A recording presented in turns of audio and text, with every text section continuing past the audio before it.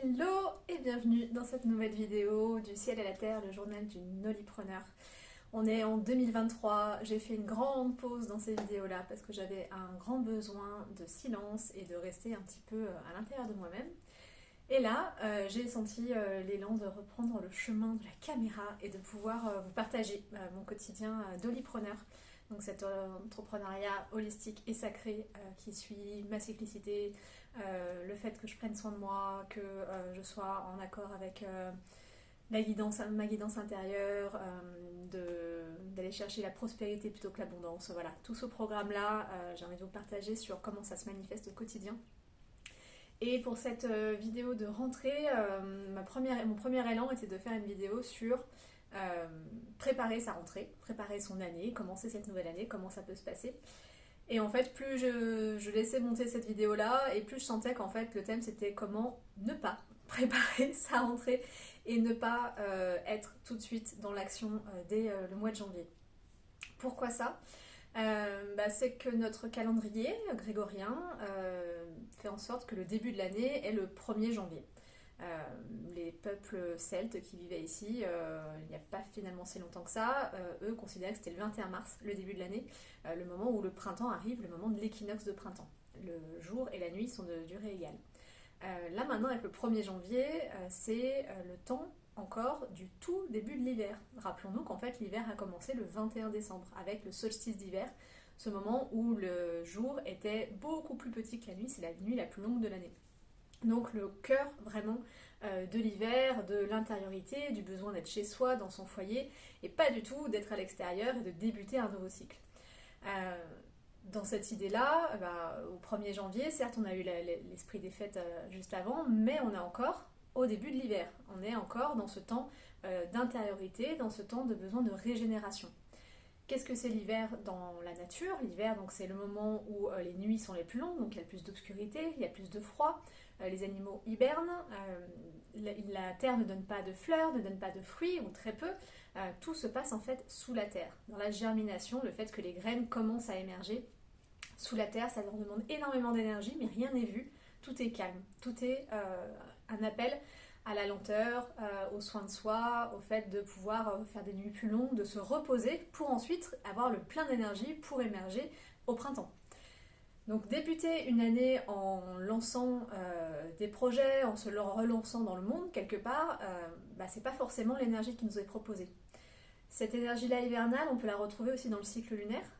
C'est l'énergie de la nouvelle lune, le moment du cycle où la lune est noire, où elle n'est pas éclairée par le soleil. Elle est vraiment pleinement dans son énergie féminine, d'intériorité, de mystère, de lien aux émotions, à ce qui n'est pas vu, ce qui n'est pas visible à l'extérieur, vu que ce n'est pas éclairé par le soleil.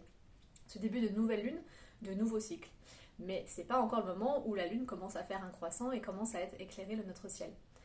Au niveau également plus archétypal, c'est le niveau de la femme sage, pour les personnes qui ont un cycle féminin, donc le moment des menstruations, le moment où l'énergie est au plus bas, où le corps se nettoie, se régénère et a besoin d'un temps de repli, d'un temps de repos, d'un temps de recul pour pouvoir commencer un nouveau cycle de fertilité.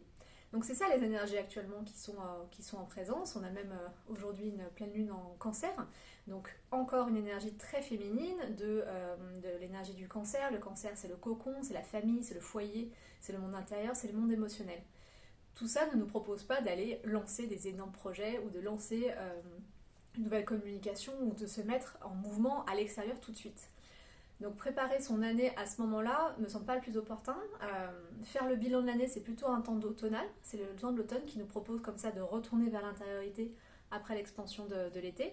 Mais le temps de l'hiver, c'est vraiment un temps qui est dédié à la grande vision, au fait de pouvoir se régénérer le corps, l'esprit, et de pouvoir au niveau entrepreneurial imaginer la suite. Laisser venir à nous les projets, les sensations, les ambitions qu'on peut avoir pour ce nouveau cycle qui va s'ouvrir au printemps.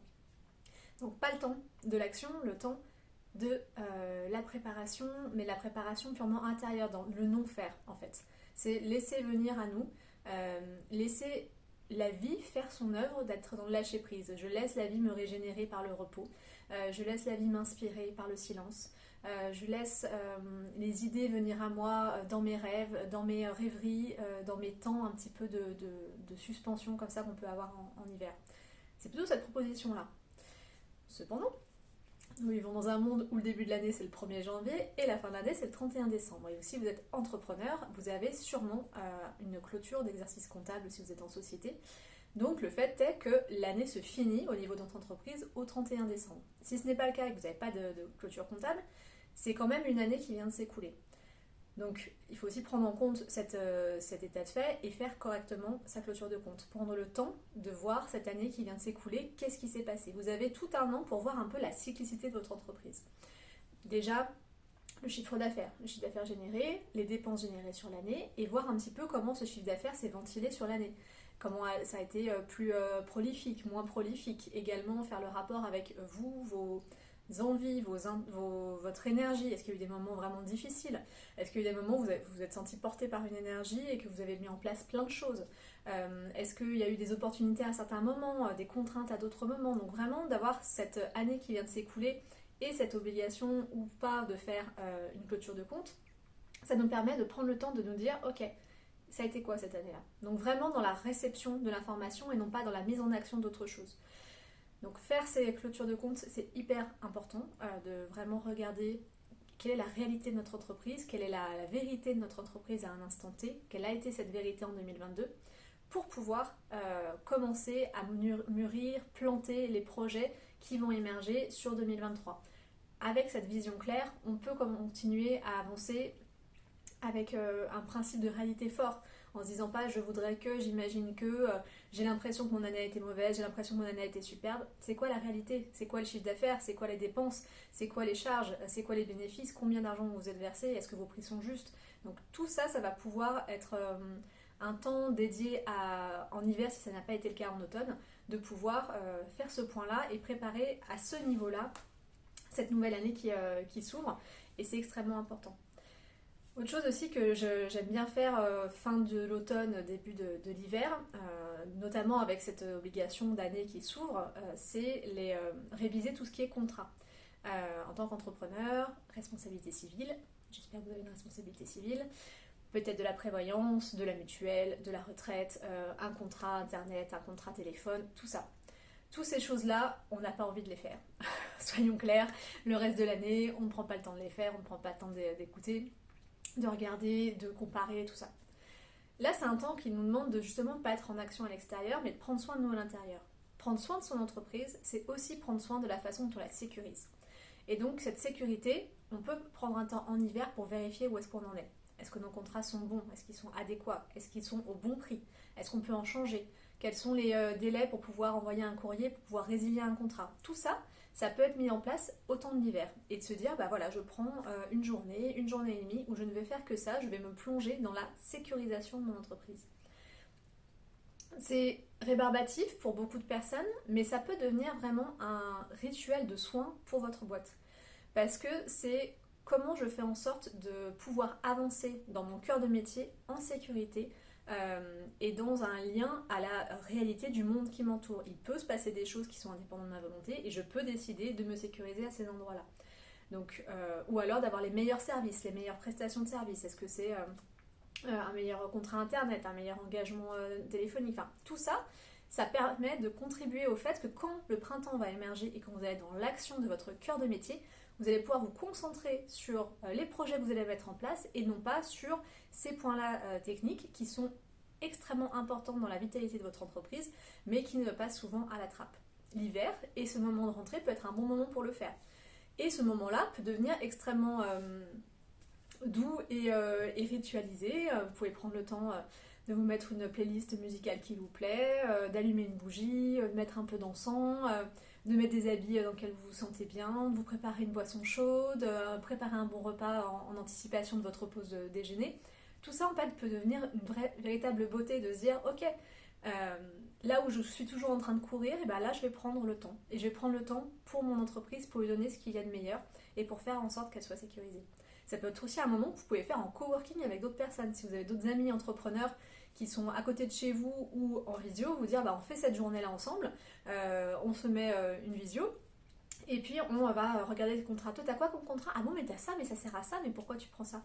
Et comme ça de pouvoir échanger, ça permet aussi d'ouvrir des nouveaux horizons, de rendre le moment plus sympathique et peut-être de trouver des solutions plus adéquates pour son entreprise qu'on n'aurait pas pu imaginer seul. Ça peut être une option. Donc de la même façon que prendre un temps plus rituel pour faire le bilan de cette année écoulée et d'être en lien à la réalité de votre entreprise au niveau financier, au niveau fiscal, au niveau social. Est-ce que vous avez payé vos charges? Est-ce que vous avez des échéances à venir? Est-ce que vous avez des factures en souffrance? Est-ce que vous avez... Enfin, tous ces éléments-là peuvent devenir un temps dédié de soins à votre entreprise pendant le temps de l'hiver. Vraiment dans un esprit de clôture et un esprit de ok, là j'ai le temps, je vais me profiter. Parce que on peut avoir l'impression que l'hiver est un temps un peu difficile au niveau, très généralement depuis des années, le mois de janvier n'est pas le plus prolifique en termes de chiffre d'affaires pour toutes les entreprises. Pourquoi? À part peut-être celles qui vendent des galettes des rois, mais parce que les fêtes viennent de passer, les personnes ont eu des frais, donc les vacances sont derrière, il y en a d'autres qui arrivent rapidement après. Donc c'est pas un temps où les personnes vont forcément se mettre en mouvement.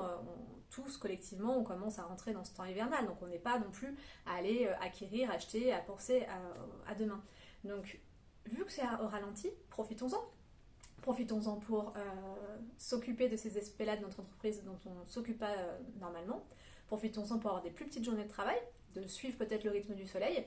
Quand le soleil se couche, d'arrêter de travailler et d'être dans un temps plus créatif, plus en lien avec notre énergie féminine qui est très présente en hiver. Créativité, intuition, soins, tout ce qui est du domaine de l'émotionnel. Donc peut-être que ça peut être un moment pour faire ça. Et puis, profiter pour se régénérer, dormir plus, manger mieux, prendre le temps de bouger, de commencer à ne pas rester dans une hibernation qui vient venir nous cristalliser, mais plutôt être dans un lien à notre corps en lui donnant ce dont il a envie, ce dont il a besoin, du plaisir, de la volupté, donc des bons plats chauds, une activité sportive qui nous fait du bien, des temps allongés dans le canapé à mater une série Netflix, tout en fait ce qui nous permet de nous régénérer. C'est le temps de l'hiver qui nous propose ça. Et en tant qu'entrepreneur, nous sommes les moteurs de notre entreprise, donc si on ne prend pas le temps de réviser le moteur, de vérifier que tout va bien, de mettre de l'huile là où il faut, et bien il y a un moment, on va à la casse. Donc le temps de l'hiver nous propose ça, le temps de la rentrée nous propose ça aussi, parce que même si on rentre, on est dans une rentrée hivernale, on est dans ces temps assez doux qui ne nous proposent pas d'aller et de foncer tout de suite pour aller plus vite, pour aller avant les autres, pour proposer des choses avant que tout le monde propose des choses. Nos clients aussi rentrent dans l'hiver et nos clients aussi ont besoin de ce temps de récupération et c'est juste aussi de pouvoir ne pas forcer les personnes à sortir de leur hiver intérieur. De penser que c'est une forme quelque part de manipulation, de vouloir être en présence là où tout le monde est en absence pour pouvoir briller plus que le reste du monde.